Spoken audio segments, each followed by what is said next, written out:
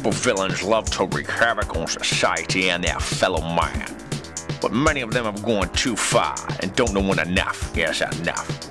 You're about to witness the battles of a group of megalomaniac supervillains as they check into court-appointed treatment and try to shake their villainous ways in an effort to become law-abiding citizens. I'm Dr. Cannibal, and this is Supervillain Rehab.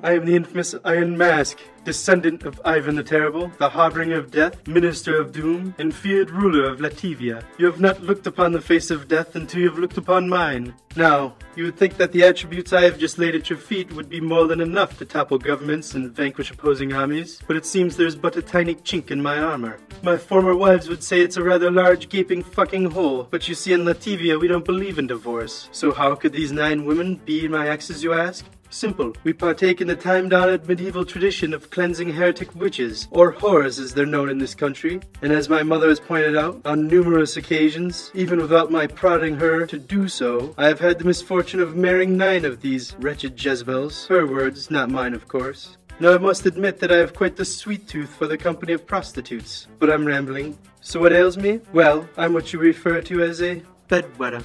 There, I said it. Damn it, I just peed.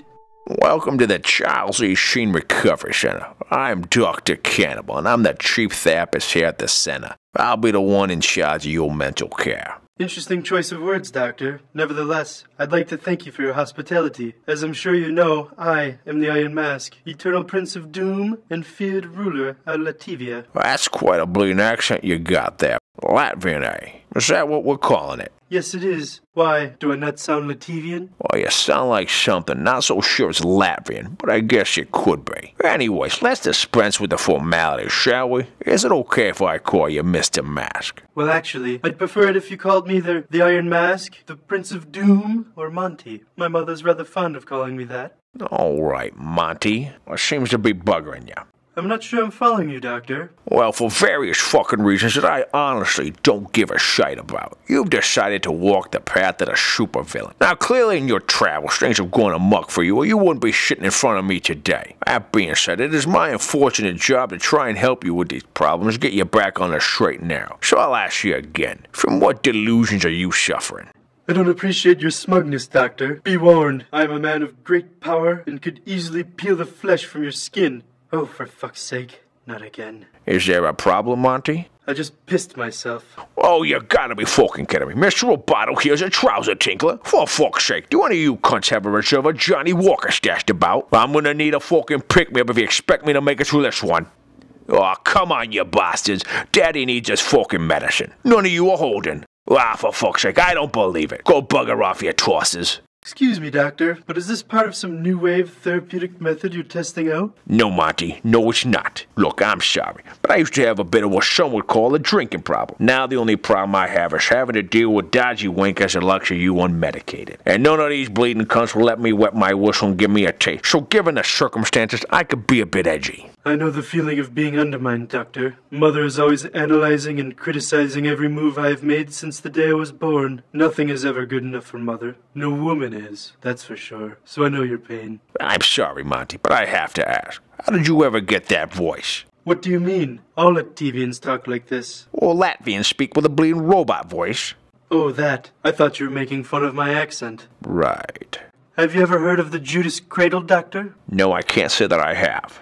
It's a device we use in my country to torture our enemies, cleanse heretic witches, and to vanquish a person's inner demons, like the penis pixie that unfortunately still plagues me to this very day. Hold the phones a fucking moment. Did you just say penis pixie? Yes, I did. Mother says he's the vile little bastard responsible for homosexuality, premature ejaculation, dead dick, and bedwetting. Bloody brilliant. I'm not sure what this has to do with your Shyline voice, but I can't wait to hear the rest of this. Please, continue. The victim, or patient, is placed naked atop a pyramid-like seat with a piece of wood tied between their feet, so that their legs are spread apart. The pointed end of the Judas cradle is then inserted into the woman's vagina, or the man's anus. Now, depending upon how much vital information you had, or how badly infected you were, the victim, or patient, is repeatedly dropped onto the tip of this device. This torture or remedy sometimes lasted for days. I was one of those unfortunate ones who was badly infected with the penis pixie and was forced to endure 3 consecutive days on the cradle. Regrettably, the penis pixie has returned and continues to afflict me to this day. Without warning, he can cause me to soil my breeches. Mother says it's due to all the rotten vulvas my meat soaker's been in. She says you don't stuff the turkey with your gravy unless you plan to have a gobbler. Your mother sounds like a lovely woman. A true treasure, I'm sure. Well, that was a bloody remarkable tale. I'm still not sure what, if anything, that has to do with the whole Mr. Roboto thing you got going on for you, mate. Yes, the point of my narrative. Long story short, I used to have a much deeper voice before the vigorous genital assault my shit slide and twat baster sustained at the tip of the Judas cradle. I love this fucking wanker. I truly, truly do. You've made my fucking day. Cheers, mate. Cheers. The pleasure was all mine, Doctor. So, do you have all the tools necessary to vanquish my penis pixie? Interesting phrasing of that question, Monty. I think you'll find it's more of a head pixie than it is a penis one, but I believe there's hope. Excellent news. Mother will be so happy to hear that. I have no doubt she will. Monty, I'd like to introduce you to the Senate's head of security, Miss White. It's a pleasure to... God damn it. The penis pixie is struck again. Oh, bloody hell, mate. Tell me you didn't just urinate all over your trousers again. Worse, I just doused my underoos in my own man batter. How do I think it went? You mean aside from the penis pixie making me piss and jizz in my pants, I think it went fucking spectacular. This was almost as embarrassing as when Mother gave me cunnilingus lessons on my first honeymoon. Needless to say, my first wife was not pleased, in both senses of the word. And Mother did taste a bit sour. Oh, damn it. I think my underwear has fused itself to my legs. What are my impressions of Monty? He's fucking freak. He discharges weapon quicker than your former Vice President Dick Cheney. And as frequently, it would seem. Must smell like rotten cabbage and Yeti foreskin inside suit. A little too musky for my taste.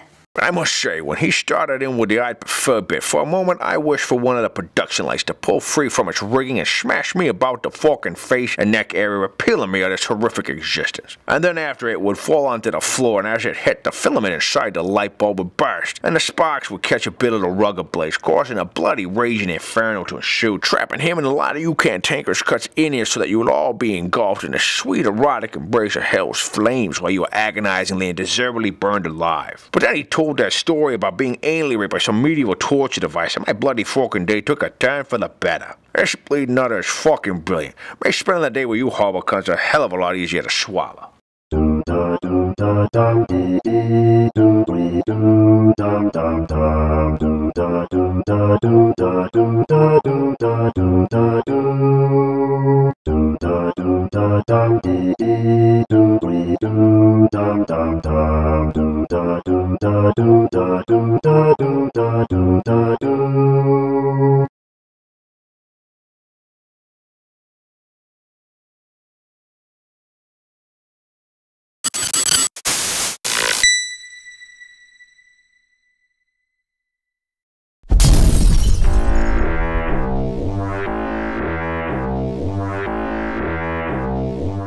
So if you're so magnificent, what the hell are you doing here, mate? Well, you see, every now and then I have these blackouts, and I perform some less than triumphant sexual act, but dude, that's what demigods do. Man, we live in the fast lane. I have only one gear, bro, and it's turbo. Fucking turbo.